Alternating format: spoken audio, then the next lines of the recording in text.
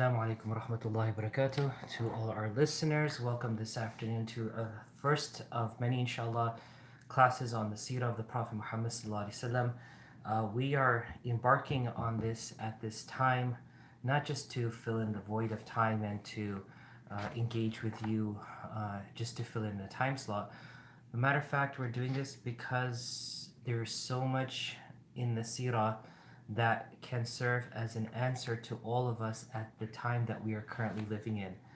A time of confusion, a time of lack of direction. This is the time where the seerah of the Prophet Muhammad SAW can play a pivotal role in guiding us and giving us a spiritual dose that could, inshallah, propel us to become better instruments and better humans by acknowledging, number one, the problems, and number two, the solution, and then making our journey towards that solution, inshallah. We are titling this Seerah weekly connection with you as a community, Seerah Inside Out. And the whole purpose is to take the Seerah as we know it outside the ream of the book and allow it to connect with the world we're living in right now. Many times when we hear the tafsir of the Quran or the seerah of the Prophet Muhammad sallallahu alaihi wasallam, his life, it is assumed that that was a very exclusive time. The revelation was for an exclusive group of people, and thus it really doesn't relate to me. And so, why am I being bothered by learning this? Matter of fact, everything that happened in the seerah, everything that Quran tells us, it is continuing to tell us today. It is matching the description of the times that we are living in the Quran, and it's also history repeating itself from the time of the Prophet Muhammad SAW, and thus that's why we're calling it Inside Out. Let us take what's inside the seerah, bring it outside, and let us allow ourselves to better understand what this moment in time in your life and my life calls for. The beginning of this will, inshallah, be a brief understanding of why Allah sent the Prophet Muhammad SAW, and then inshallah we'll engage mostly today in understanding the status quo or the situation on the ground in Arabia, in Persia, in China, in India. What was the conditions in which the Prophet Muhammad SAW was sent? And it's imperative to understand this only because of the fact that many people believe in their heads that the time was like so hunky-dory, like he came and things kind of worked out. Some who have read the seerah know the times were tough, but mashallah, miraculously, he made a big change. Rasulullah is rahmatul lil alameen. He is mercy for the entire humanity, for the entire worlds. He came to give direction for all of humanity and jinn kind till the day of judgment. But the steps he took as a human being by perfecting the moral compass and the spiritual understanding and the goal of life for all of humanity, that allowed them to gain perspective as to where they're going and what they needed to do for that. So that being said, inshallah, I would like to apologize. I am suffering from severe allergies today, so I'm just trying to get through with things. But if you have any questions, you have the opportunity to type it in the chat. Please do type it in the chat and do engage with me when it comes to your questions, inshallah. So without further ado, Sirah Inside Out is beginning, and we begin with the name of Allah subhanahu wa ta'ala. We praise Allah subhanahu wa ta'ala. We send salutations and blessings upon Muhammad Mustafa sallallahu alayhi wa sallam. Alhamdulillahi wa kafa wa salatu wa salamu ala rasulillah wa ala alihi wa sahbihi wa mawala. أما بعد رب يسر ولا تعسر وتمم بالخير وبك نستعين يا فتاح رب اشرح لي صدري ويسر لي أمري واحلل عقدة من لساني يفقه قولي ربي زدني علما والحقني بالصالحين سبحانك لا علم لنا إلا ما علمتنا إنك أنت العليم الحكيم سبحانك لا فهم لنا إلا ما فهمتنا إنك أنت الجواد الكريم. My dear respected brothers and sisters and fellow children in Islam, we learned that there was a systematic trend from the beginning of time that Allah subhanahu wa ta'ala used to send messengers, prophets alayhi salatu wasalam, to humanity, to a very specific group of people. And it would be at that time when the people were deceived and misled by shaitan, the accursed. Now, I want us to understand what that means, deception and being led astray, because many of us listen to the verses of the Quran. Uh, وَمَن يُضْلِلْ اللَّهُ وَمَن يُضْلِلْهُ فَلَا هَادِيَ لَهُ. We listen to these words in the khutbahs, and we وَمَن يُضْلِلِ اللَّهُ فَمَا لَهُ مِنْ هَادٍ. We listen to these verses of the Quran. It says if Allah misguides someone, then no one could guide them. So an assumption is created in our minds that shaitan misleads a person, literally comes in and changes something in a person's body, and then they can't do anything. In a similar fashion, we listen to the verses of the Quran that state that if Allah misleads someone, there's no one to guide them, and we assume that Allah subhanahu wa ta'ala picks his enemies, na'udhu billah, on a certain day and says, that person and that person I'm gonna take guidance away from.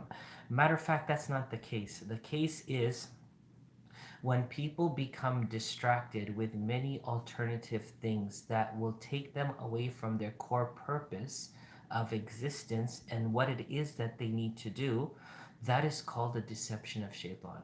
Now, you have before you the option to do what you know or what you're going to be told, or the option to do what the society is doing, the option to do what the world is doing, the option to do what is trending amidst the people that you're amongst.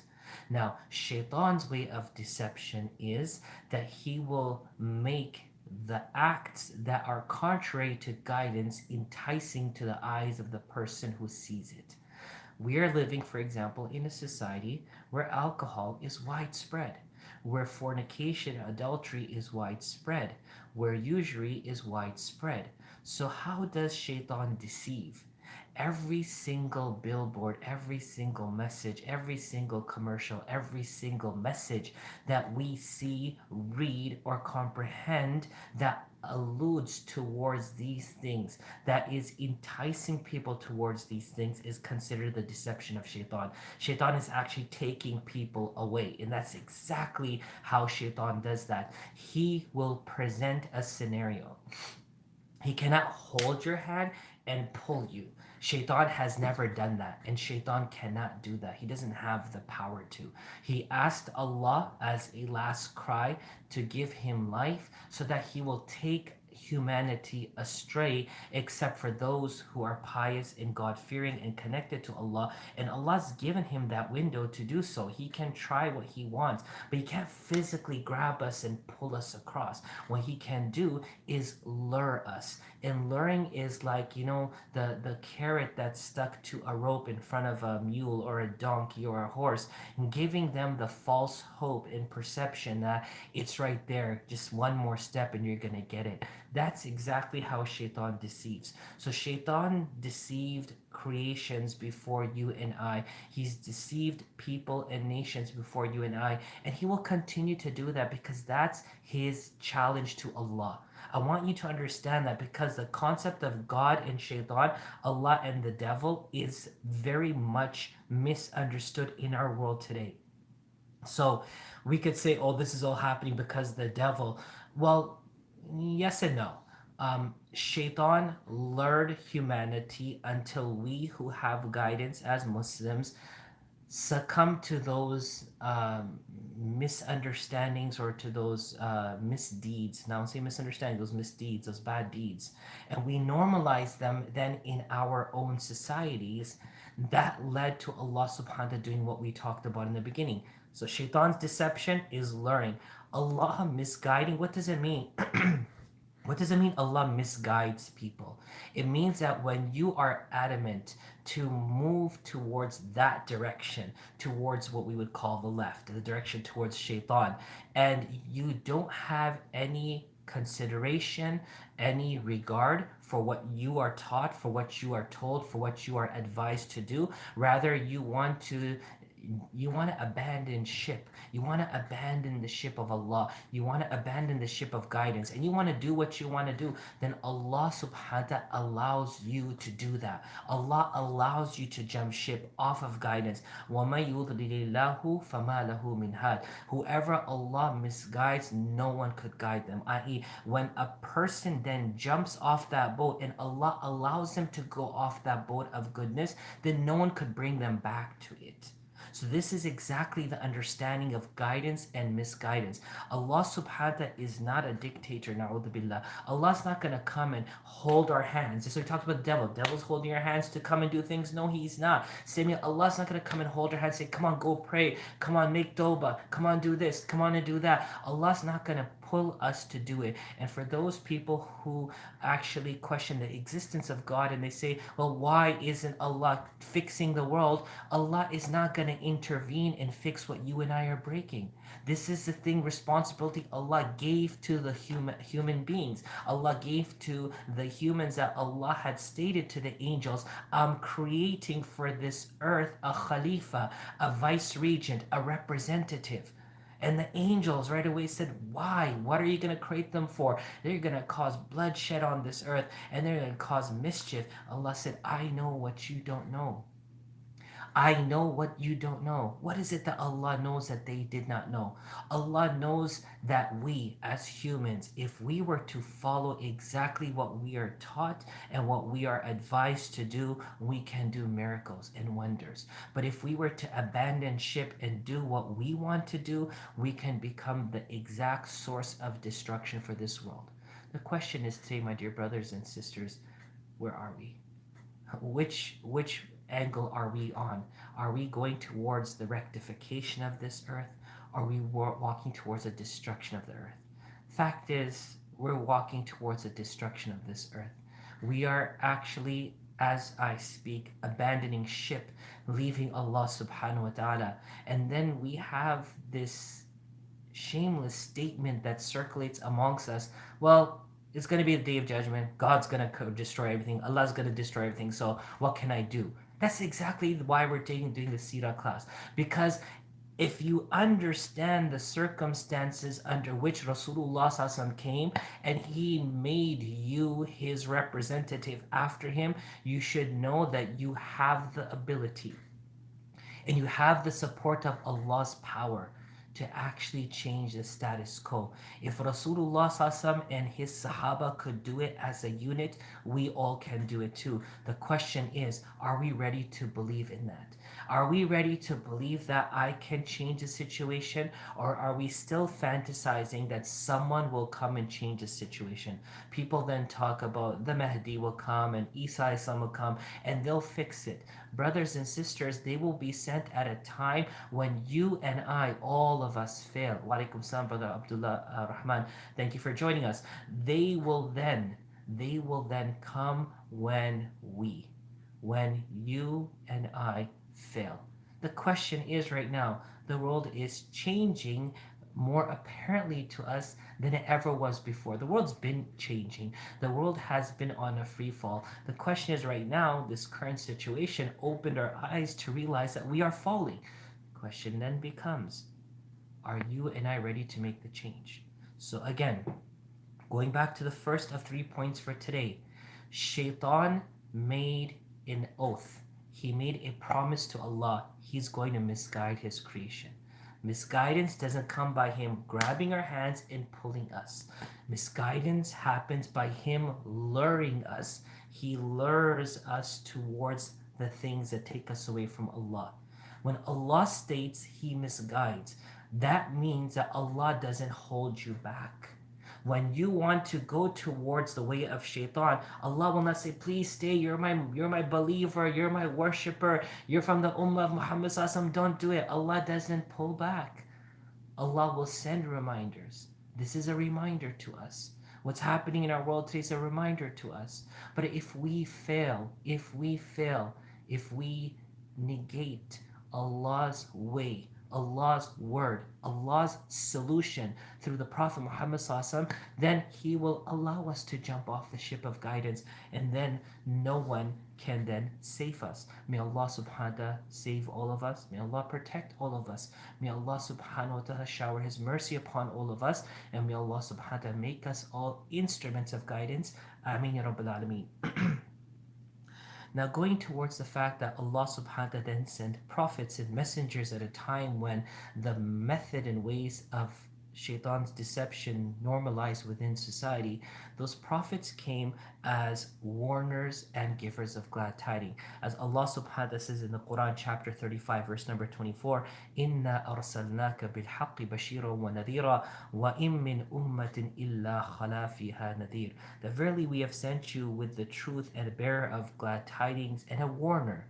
And there never was a nation but has passed a warner amongst them. Allah subhanahu wa ta'ala is so kareem. He's saying for each nation, wa alaikum salam, brother Talha, for each nation, Allah subhanahu wa ta'ala sent a warner.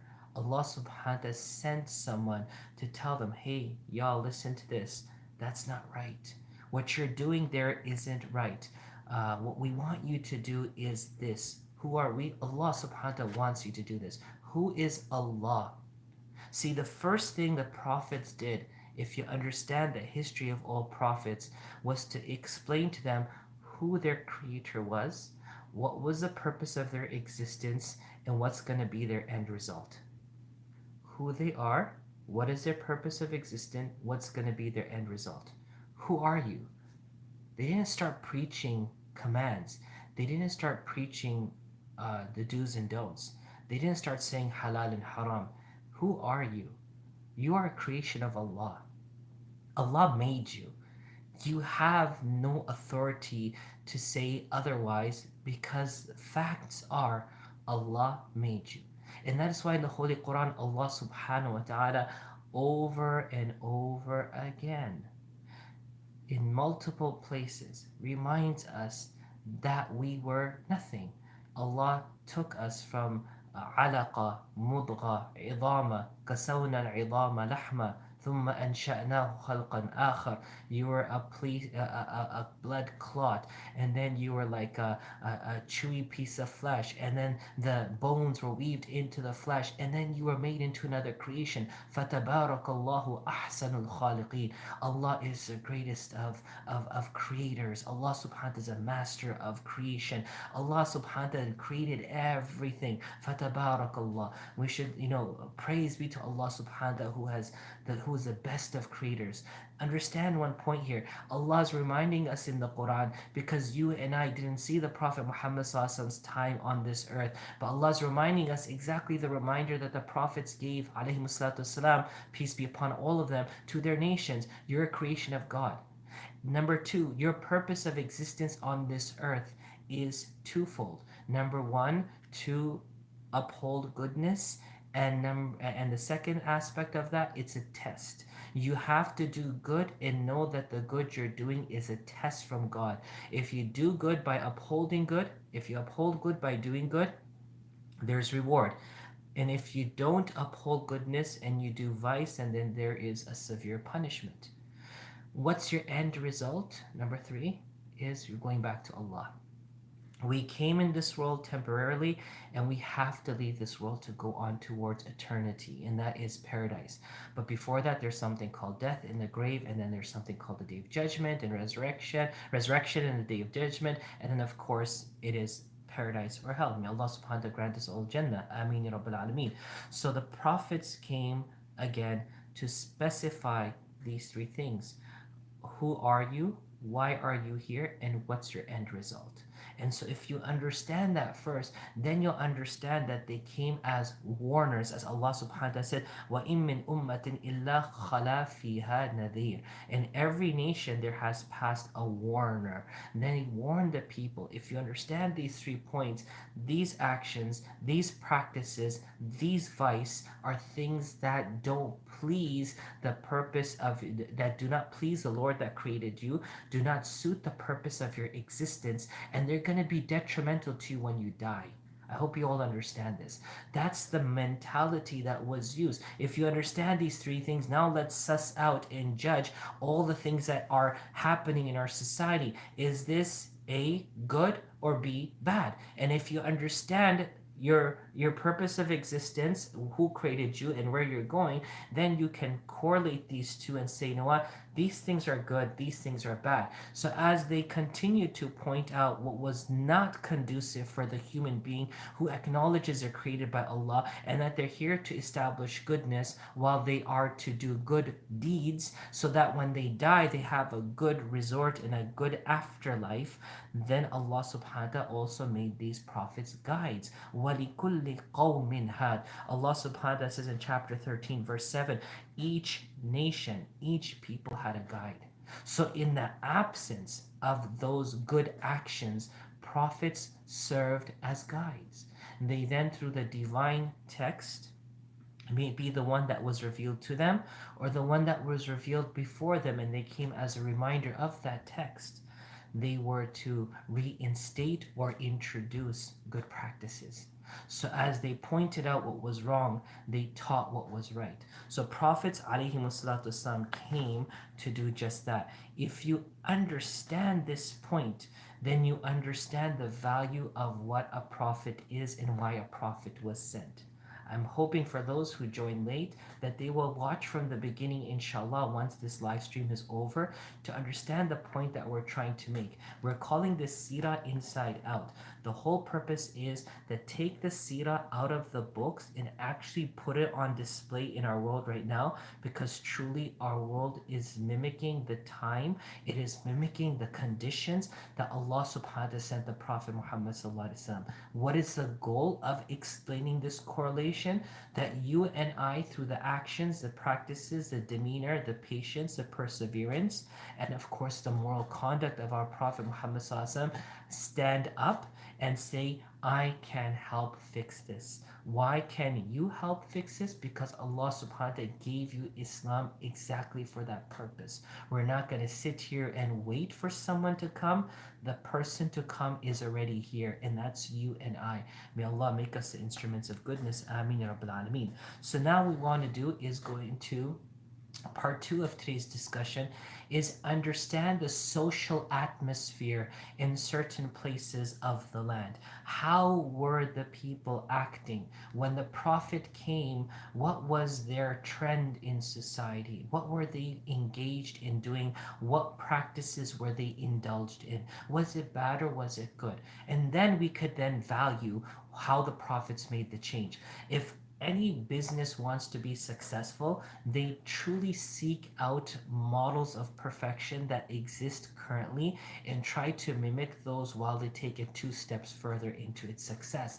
They don't sit down and brainstorm how we're going to invent this wheel. They see a model of success and then they build off of it. For you and I to sit here and say what's going to happen is not the demeanor of a Muslim. For you and I to sit here right now and be ready to stand up and say, what do I need to do, is the demeanor of the Prophet Muhammad sallallahu alaihi wasallam. So the Seerah will then give us the pointers, the advice, the action points that we need to instill and inculcate or implement into our lives or into our society to make that change. Until then, let us first understand what the society entailed. So we look first towards Arabia and understand that the prophets والسلام, were sent with a power. That power was to heal society. Allah subhanahu wa ta'ala says in the Quran in chapter 17 verse number 82, وَنُنَزِّلُ مِنَ الْقُرْآنِ مَا هُوَ شِفَاءٌ وَرَحْمَةٌ لِلْمُؤْمِنِينَ. That we sent down from the Quran that which is a healing and a mercy to those who believe. Allah subhanahu wa ta'ala, just like for example, physicians provide medical uh, treatment or medicine to those who are ailing, and these practices are essential. So we have a comment here from Brother Said. Thank you for connecting us online at this time. I'm sorry the comment just left, but I'll check it after, inshallah. Wa alaikum salam to you. And I'm glad that we are together as a community this afternoon. I know some people are working, but inshallah they'll have a chance to listen to this later tonight, and they'll have an opportunity to comment so we can address it in our next class. That being said, going back to the example of the Prophet's power. For example, right now we have this COVID-19. There are many doctors out there. Some could be gastroenterologists, some could be urologists, some could be podiatrists or pediatricians. There's so many different specialities of physicians out there. But at this moment in time, people are seeking out infectious disease specialists, doctors who understand infectious diseases, who understand these viruses and stuff, who have somewhat of a clarity on this specific subject matter, that they would then gain guidance from them. As a doctor provides procedures, medicine, medical treatment to bring about healing, there are sometimes specific doctors required for that specific type of healing. Allah subhanahu wa ta'ala sent prophets with this power and ability to provide the specific type of healing that was needed within the time of the people that they were sent to.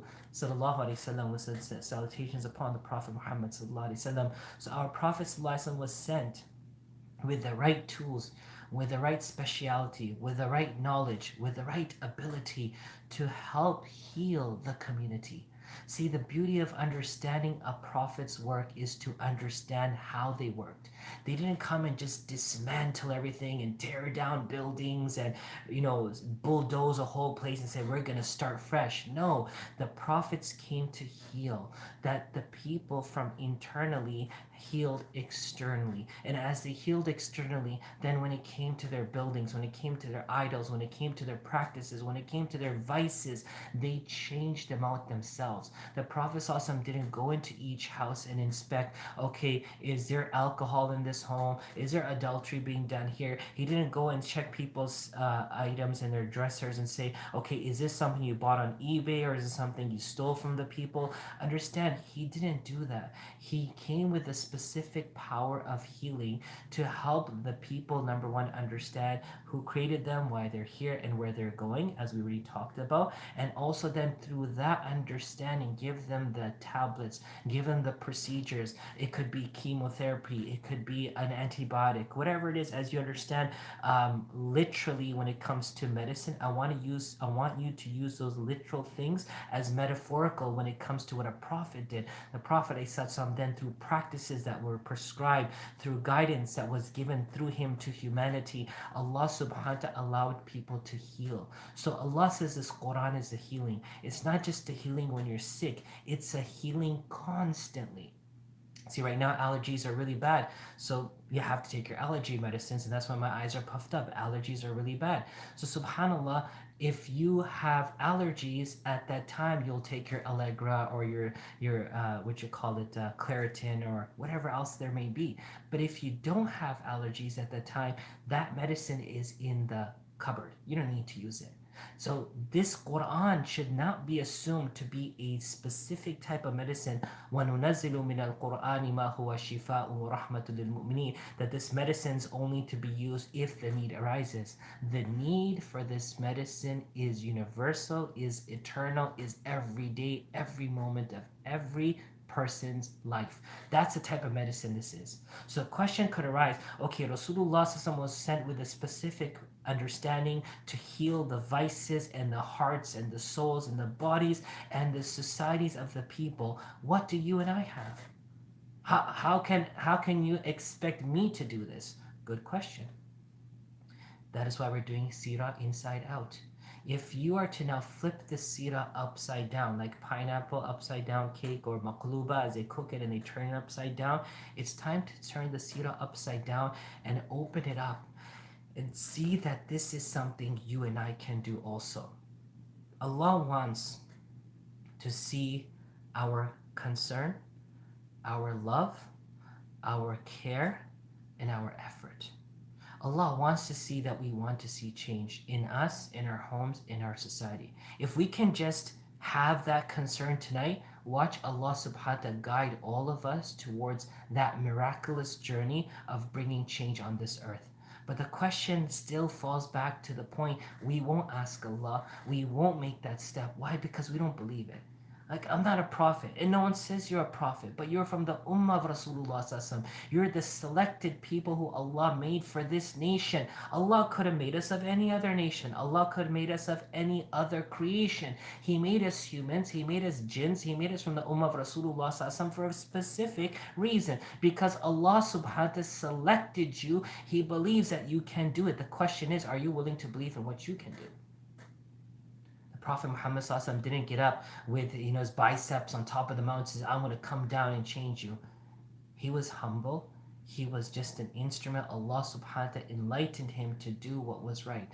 And so remember, the prophets are healers. They came to heal the world from its vices by introducing good practices and abolishing those vices so the good practices could trend. A good purpose of existence could be understood.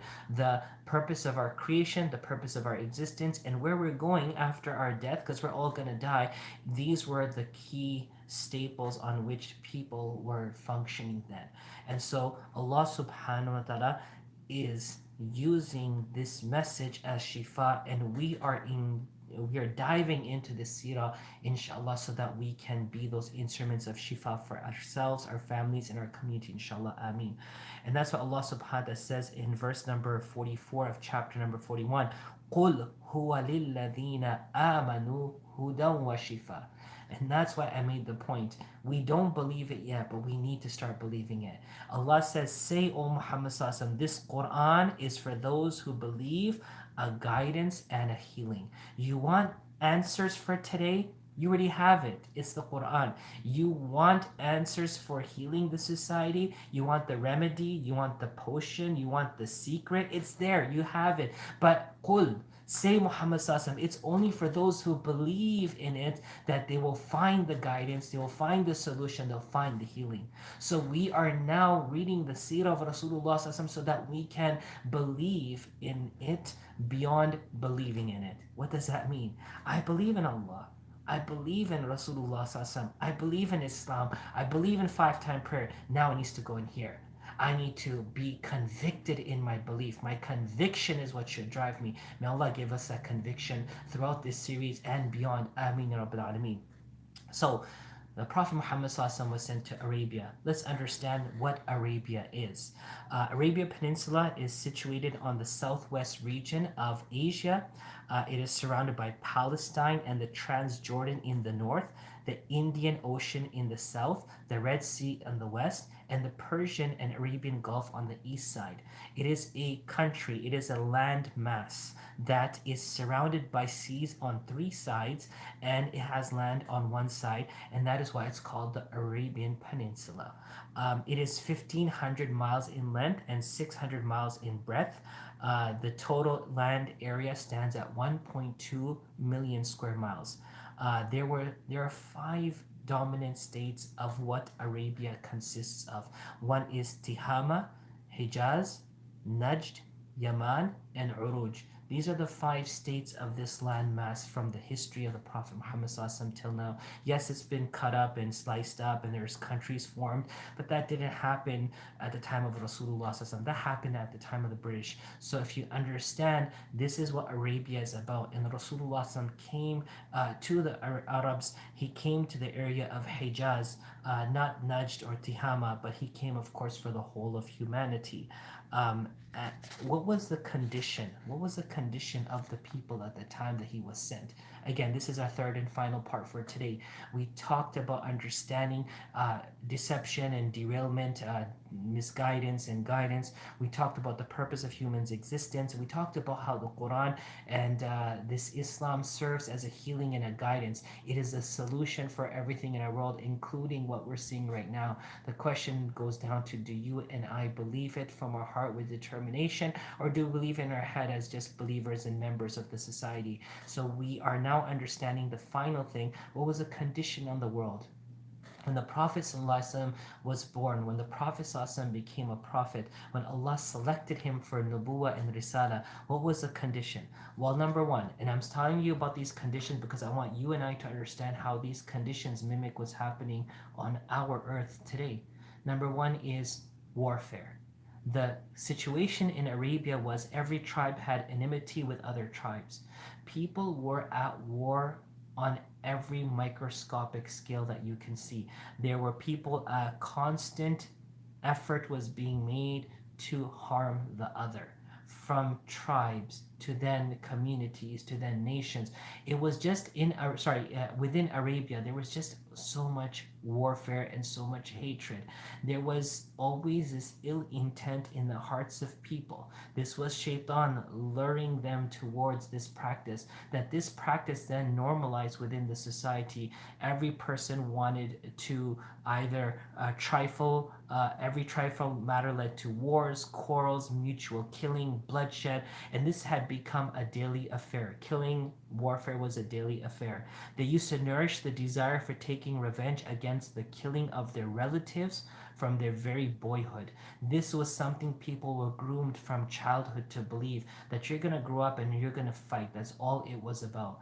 Brothers and sisters, where in our world today there is peace, there are wars, there are there are, I don't want to call it just wars. Of course wars are occurring, but there's also instability being sown in many places across the world. So when they became adults, they used to appear in the war fields with swords and shields for materialization of their boyhood wishes.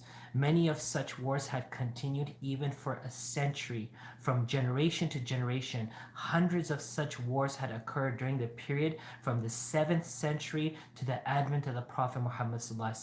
The historians have called such wars as Ayyamul Arab. These were the days of Arabs. The Arabs were known for this warfare. So, what was the society in which the Prophet Muhammad stepped foot? People were just killing. People were just fighting. People were just so into bloodshed that you couldn't persuade them out of it. It was so deep. It was so pitiful, and it was so wrong. Amongst such war was the war of Abs and Dubain, and Harbul Basus were amongst the famous historical wars. A horse race was held between the tribes of Abbas and Dubain. One of the parties had violated the rules of the game, and so the second party attacked the other party. The war began in that way, which continued for 40 years. Subhanallah. It's like the Knicks play the Brooklyn Nets. The Knicks play Brooklyn, and there's a fight, and now they have a war for 40 years. Does that even make sense?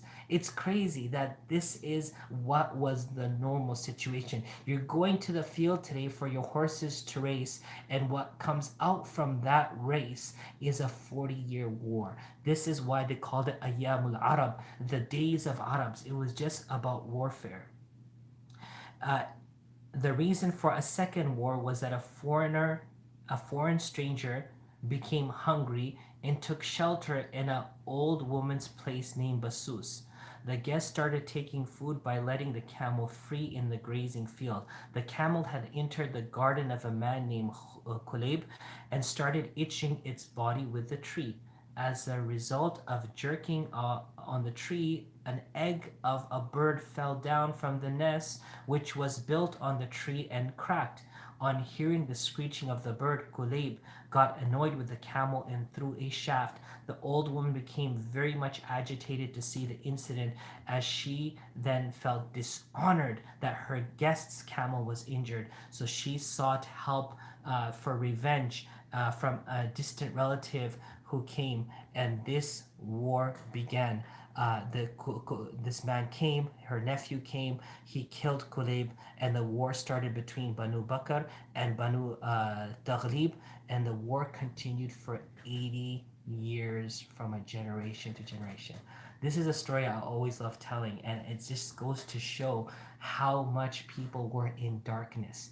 And what you'll see mimicking in both of these incidents is emotions. I ask of you, in the time that we are in these days, what is persuading you to do what you're doing? Is it your emotions or is it your spirituality?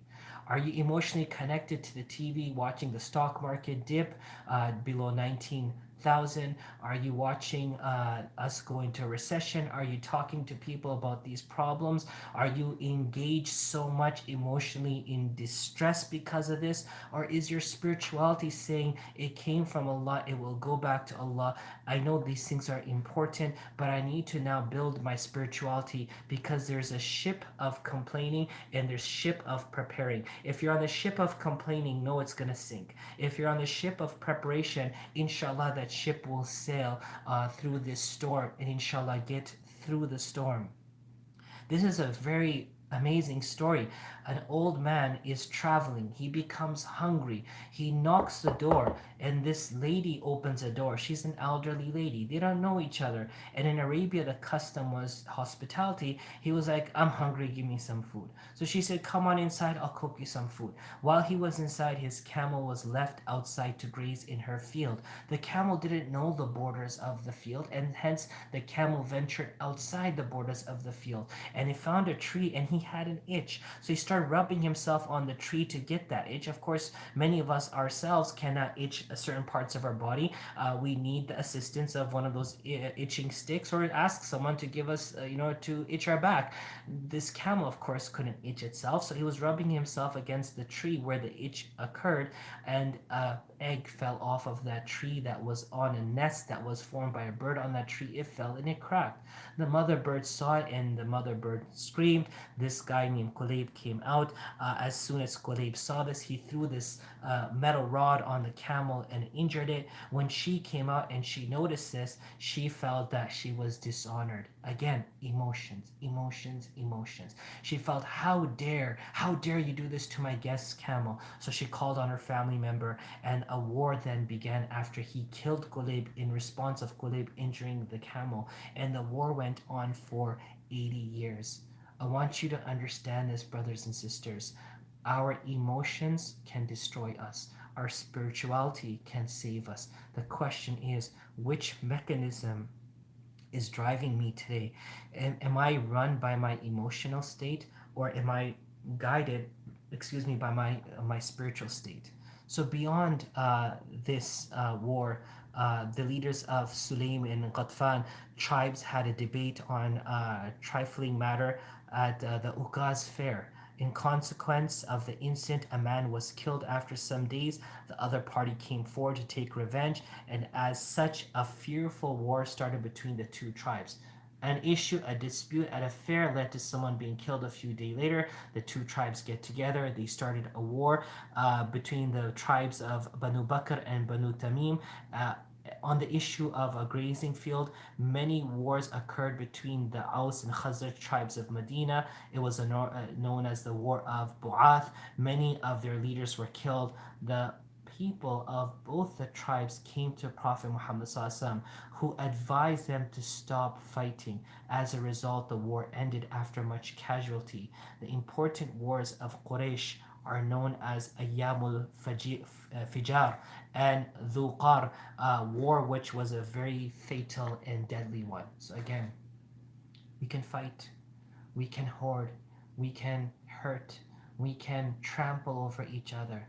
But even these tribes, when they heard of Rasulullah Sallallahu and they heard of his message of peace, they sent their delegation. They said, can you help us? Because, brothers and sisters, our emotions can never, never secure us. Our emotions can never save us. It is because of our emotions, our tongues, our eyes, our actions are the knee-jerk result of it. And what transpires beyond it can hurt generations to come. So if you understand that one of the many vices Arabia was in was warfare, and you understand after three examples that they went to the Prophet Muhammad and said, Ya Rasulullah, O Messenger of God, tell us, what do we do? And he guided them. Every tribe, every people had a guide. Rasulullah was the guide, and he told them to stop. And it was in stopping that they found peace, and they found the opportunity to become productive human beings. Because Rasulullah taught them those three principles: who created you, why you are here, and where you're going. And it was because of that that it was not only easy to make a shift 180 degrees, but it was easy for them to maintain that shift and build off of that shift from warfare towards productivity, from being a burden on the world to becoming a productive citizen of the world. In addition to that, we're just going to go through a few more vices and then we'll close with Arabia. There's so much more to cover. Plunder. Most of the Arab tribes carried on their livelihood through plunder at that time. Plundering was not, however, considered a crime. They used to plunder each other's properties, domestic animals, and even abduct wives and daughters for earning money by selling them as slaves. The gang of plunderers or robbers used to hide themselves in jungles and caves of mountains for attacking and plundering the wealth of the innocent travelers or business groups. The business groups had to pay enough money to the gang of plunderers for safe journey with their merchandise. It was an act of valor and competence to become a skillful plunderer. The renowned robbers took pride in mentioning their acts of robbery in public gatherings. They would also recite poems of bravery composed of the killing of innocent travelers. The people of Tai, the tribe, were very notorious in robbery. Adi, the son of Hatim Tai, accepted Islam and went to meet the Prophet Muhammad SAW, who said to him, "A day will come when a veiled woman will travel a long way from Hira to Hadramaut safely and freely." Adi became astonished to hear such a forecast, as he was aware of the plundering skill the people of his own tribe had. After some years, he witnessed the truth for the first time. Subhanallah. What did Islam do there? Plundering is when, of course, it's been described, you're taking people's property, you're taking ownership. This happens within our own communities when someone dies. Allah forbid, a family member dies, a father, mother dies, and now people go back home and they take, as they say in Urdu, qabza kar lete hain. They grab onto property and say, "This is mine." They'll create false documents. They'll pay off people in the cities and in the courts. Again, this type of injustice was widespread at the time of the Prophet ﷺ. What did he say? The Prophet ﷺ prophesied a lady wearing a veil will walk from Hira to Hadramaut and no one's going to touch her. There's going to be days of safety. What do we have in our world today? Do we have days of safety or do we have days of fear? What has been normalized in our society is fear. Tracking our children just to make sure nothing happens to them, because abducting children has become a big thing in this country and in other parts of the world. When it comes to, for example, the slave trade, as they do with women, and they're what you call kidnapping them, and they're putting them into this type of slave trade that is ongoing. For those who understand, this is what was happening at the time of the Prophet Muhammad SAW. And if you were a traveler and you had merchandise and you had to get across the desert, you'd have to meet with them first and give them big bucks, pay them off. Here's a sum of money. Could you promise me that none of these plunderers and robbers are going to hurt me? When people have to deal under the table, which has become common in our Muslim countries also, tell me, are we doing what's productive or what is counterproductive? Are we bringing hope and goodness to our world or not? I'm not saying every person, including you who are listening or myself, are involved in this, but this has normalized in our world. The question is, what are you and I supposed to do at this time? We are supposed to restore the peace and the promise and the prophecy of the Prophet Muhammad SAW, that the day will come, every person who will travel, every person who ventures out with their gold, silver, or their money, no one will harm them. No one will rob them. In our country, also here, people can actually skim your wallet and they can take your credit card numbers. And then you have those people in India calling and saying that they're from Social Security Department or the IRS and you need to pay. It's again, people are actually taking pride in the plunder and in the vice that they are doing on this earth. This is exactly the wrong. Remember one thing, there's a gauge here.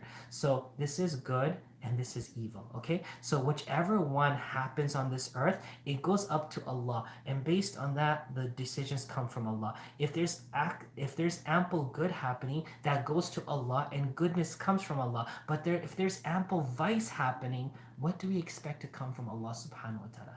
You can't send garbage and darkness to Allah assuming that it will be converted into light and guidance and back down. So these were the things that were happening when the Prophet Muhammad was born. I'll talk about one more thing and we'll stop here because we've gone past the 45-minute mark, and we want to honor your time. And inshallah, these classes that are being emailed to you on a daily basis, we will then be emailing you a weekly schedule.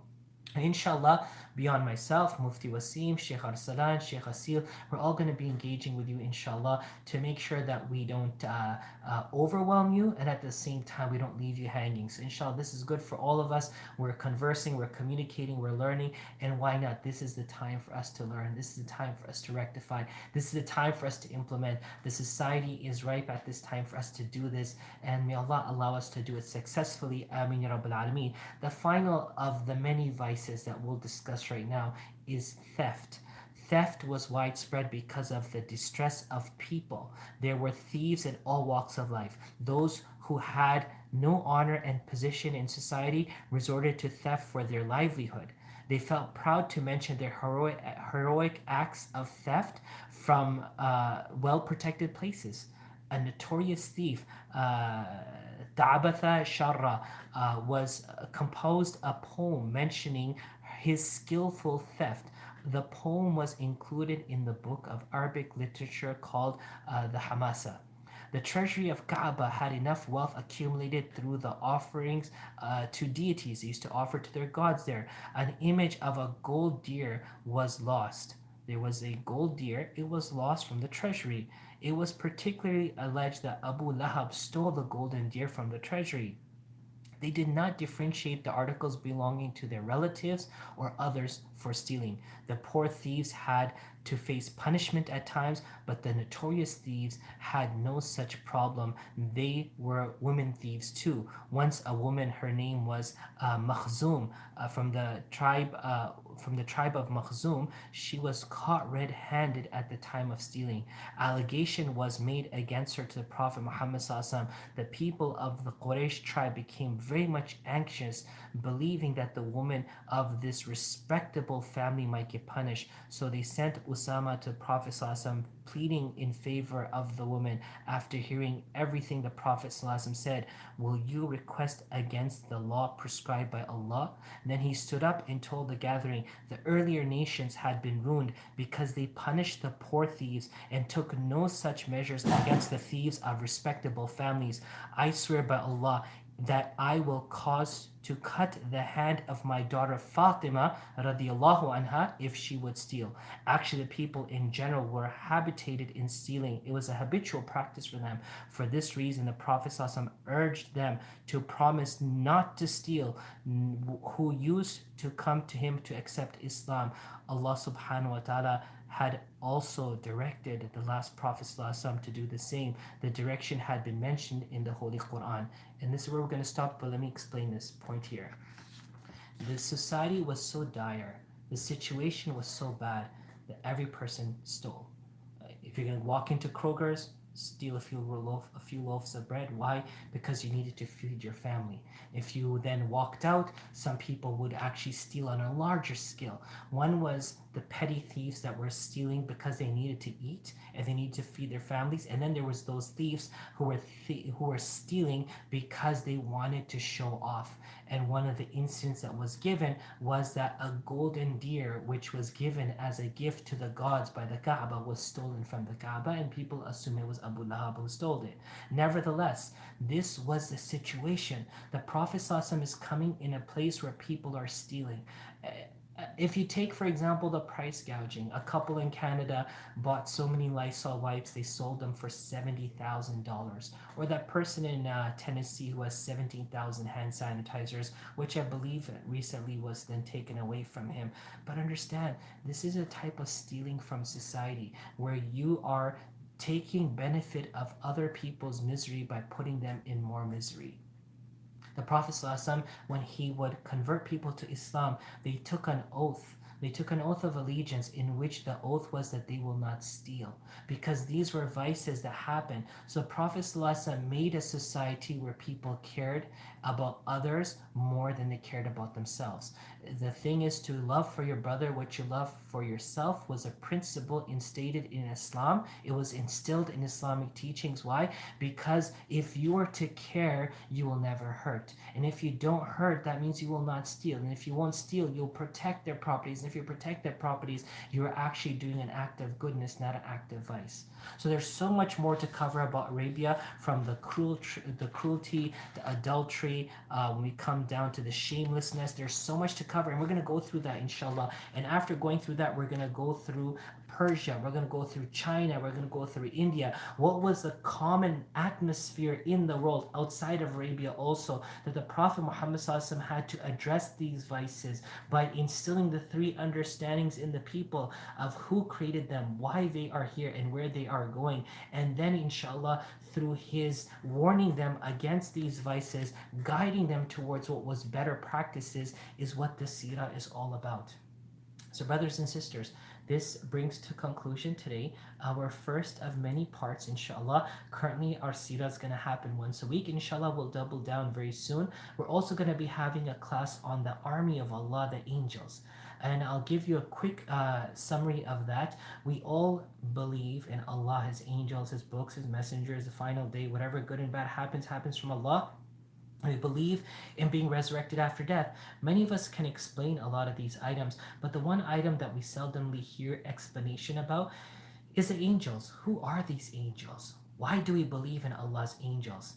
And the second question I'll leave you with is that Allah subhanahu wa ta'ala promises His help, He promises His protection, He promises great things. How does that translate into reality? Well, angels have something to do with it. And inshallah, we will be having that class very soon. Until then, brothers and sisters, if you have any questions, you have a few minutes right now, please do pose those questions. I'll be able to read them and answer. If not, that's perfectly fine.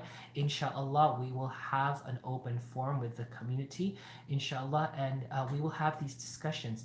If you have not yet subscribed to our Plano Masjid YouTube channel, hit subscribe at the end of it and keep that notification bell on, so whenever we go live, myself, Sheikh Arsalan, Sheikh Asil, or Mufti Wasim, you'll be able to catch that right away. If you didn't see the schedule, you'll be able to catch it. And also go to our Islamic Association of Collin County Facebook page. Inshallah, we're going to be live streaming things from there also. So, in the absence of questions that are being asked at this time, I thank all of you for your time this afternoon. May Allah subhanahu wa ta'ala allow us to reflect. May Allah subhanahu wa ta'ala allow us to spiritually build ourselves. May Allah subhanahu wa ta'ala allow us to become whole through His light. May Allah subhanahu wa ta'ala allow us to follow the footsteps of the Prophet Muhammad sallallahu alaihi wasallam. May Allah subhanahu wa ta'ala make us an instrument of good for ourselves and our families. And may Allah subhanahu wa ta'ala make us instruments of goodness for the entire humanity. Ameen ya Rabbil Alameen. Jazakumullah khairan to all of you. Take care. Pray for us. We're praying for you. As I said last night on our Facebook page, we're in this together. No one is alone. Our community will continue to grow. Inshallah, our community will continue to become stronger. We are here with you just as you are here with us, and we are grateful to have you in our midst and in our lives. Take care, everyone, and inshallah, we'll see you soon. Assalamu alaikum wa rahmatullahi wa barakatuh. There is a question here. Thank you for connecting us at this time of need. Give us a sense of continuation, of continuity of the community, and gain perspective of peace. Well, Brother Sayyid, just to answer your question, the direction for continuing with peace and goodness is exactly what we're toning these classes towards. As I said in the beginning, we're not here just to fill in time slots and do classes. We are specifically doing the things we feel we all need at this time to bring about peace in our world, in ourselves, and in our homes. So inshallah, rest assured, we're working on this diligently. Not only are the scholars of our masjid, but the scholars of our county are working together as I speak. And inshallah, great things are going to happen, inshallah, with Allah's mercy. Remember, everything is a blessing from Allah subhanahu wa ta'ala. The question is, do we take that blessing from Him? So inshallah, we'll discuss this more in our subsequent classes. Take care, inshallah. Assalamu alaikum wa rahmatullahi wa barakatuh.